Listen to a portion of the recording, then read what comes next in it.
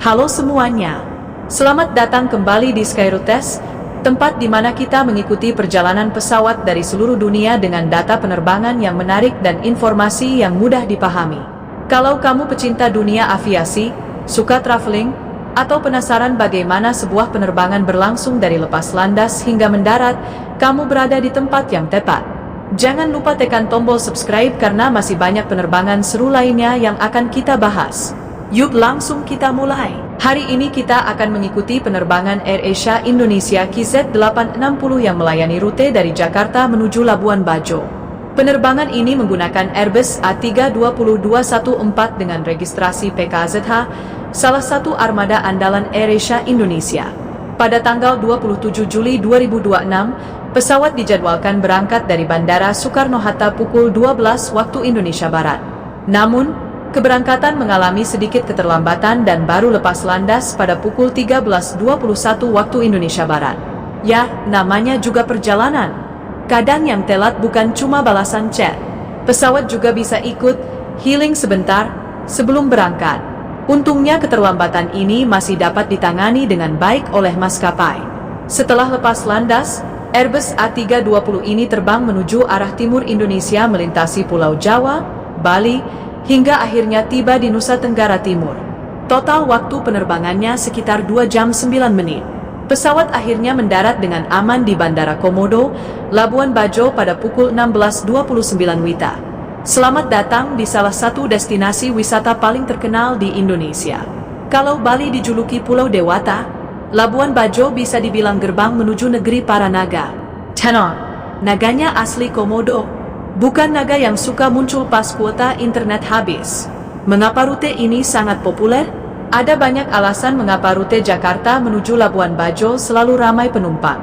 Pertama tentu karena Labuan Bajo merupakan pintu masuk menuju Taman Nasional Komodo, rumah bagi komodo, kadal terbesar di dunia yang hanya dapat ditemukan secara alami di Indonesia.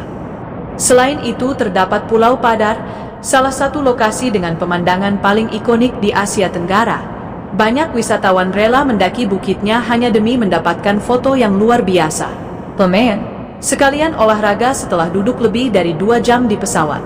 Tak hanya itu, Labuan Bajo juga terkenal dengan aktivitas snorkeling, diving, island hopping, hingga menikmati matahari terbenam yang luar biasa indah.